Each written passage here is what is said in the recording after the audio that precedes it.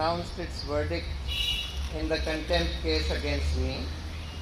It holds me guilty of contempt of court and has imposed a fine of 1 rupee, and failing my depositing that, imprisonment of 3 months and debarring me from practice for 3 years.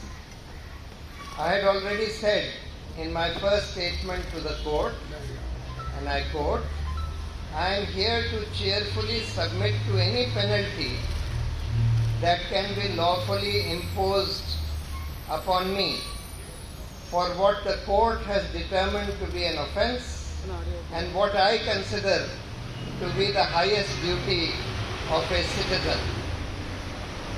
Therefore, while I reserve my right to seek a review of the conviction and sentencing by way of an appropriate legal remedy, I propose to submit myself to this order and will respectfully pay the fine as I would have submitted to any other lawful punishment. I have always had the greatest respect for the institution of the Supreme Court. I have always believed it to be the last bastion of hope, particularly for the weak and oppressed, who knock at its door for the protection of their rights, often against a powerful executive. My tweets were not intended in any way to disrespect the Supreme Court or the judiciary as a whole,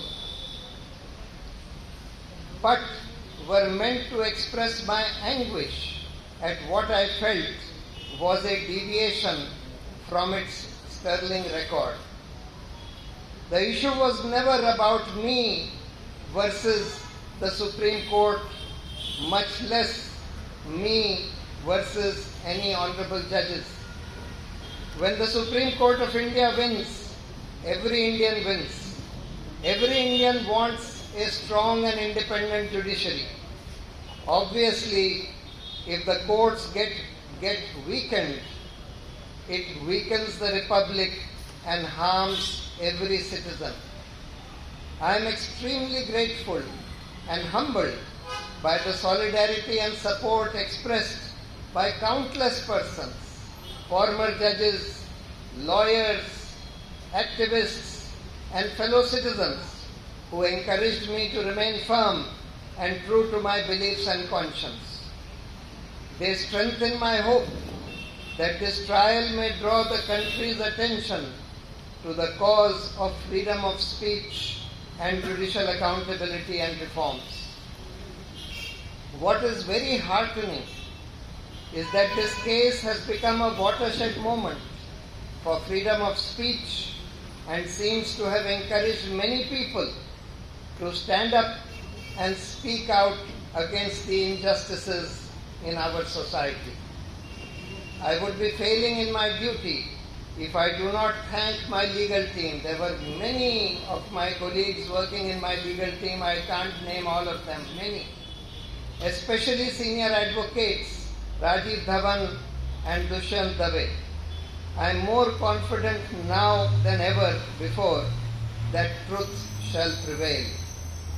Long live democracy, Satyamev Jayate.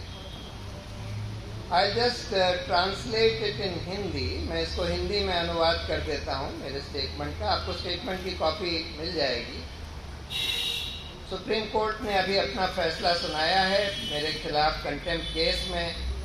मुझे दोषी का करार दिया है contempt के लिए और 1 रुपये का फाइन लगाया है और बोला अगर मैं फाइन नहीं देता तो 3 महीने की जेल और 3 साल के लिए सुप्रीम कोर्ट से मुझे बार कर दिया जाएगा.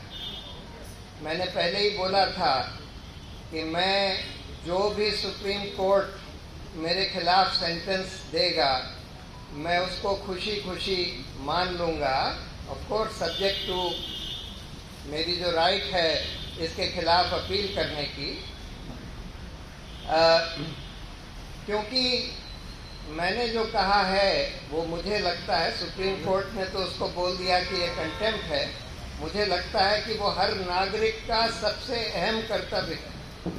सच बोलना, जहाँ गलत हो रहा है उसके खिलाफ अपनी आवाज़ उठाना, ये हर नागरिक का सबसे बड़ा कर्तव्य है।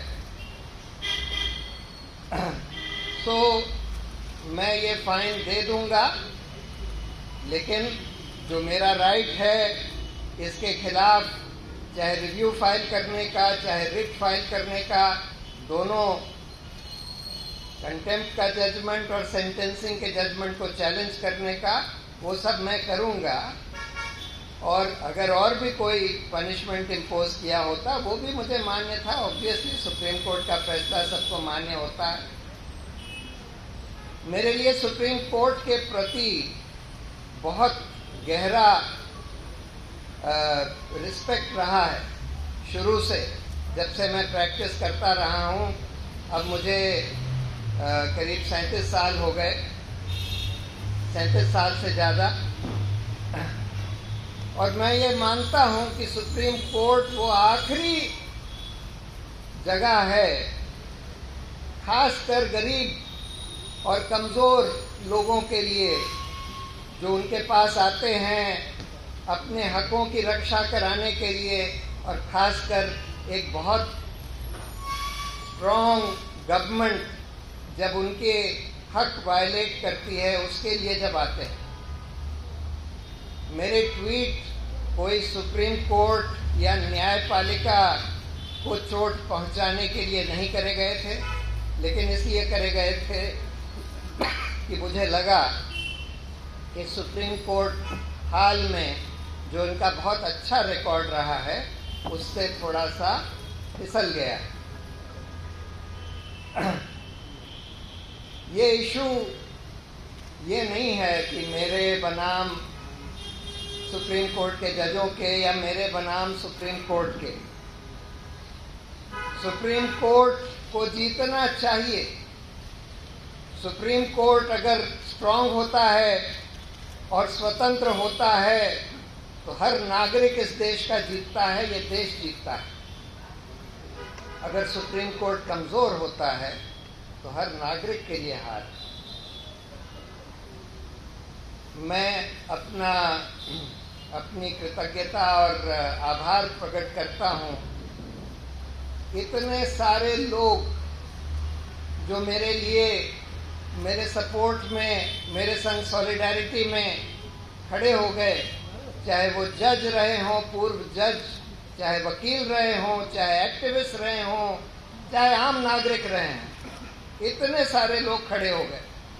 और इससे मुझे बहुत हौसला मिलता है और बहुत उम्मीद की किरण जगती है कि देश में ये अभिव्यक्ति की आज़ादी को इससे मजबूती मिलेगी और न्यायपालिका की जवाबदेही और न्यायपालिका में जो बदलाव की ज़रूरत है, इस कैंपेन को भी शक्ति मिलेगी। सबसे बड़ी बात ये हुई है कि इस केस के कारण बहुत सारे लोग, क्योंकि लोगों ने इसको एक फ्रीडम ऑफ स्पीच का एक औजार समझा, और बहुत सारे लोग जो अभी हताश होकर बैठे हुए थे वो खड़े हो गए और जो इस देश में जो अन्याय हो रहा है उसके खिलाफ अपनी आवाज़ बुलंद करने लगे। ये बहुत बड़ी बात है। और मैं अपना आभार, जो मेरी लीगल टीम थी जिसमें बहुत सारे लोगों ने काम किया, मैं सबके प्रति अपना आभार व्यक्त करता हूं, और ख़ासकर जो हमारे सीनियर वकील थे राजीव धवन और दुष्यंत दवे के प्रति। और मुझे पूरी उम्मीद है कि सत्य की जय होगी और इस देश में लोकतंत्र और सुदृढ़ होगा और मजबूत होगा। सत्यमेव जयते।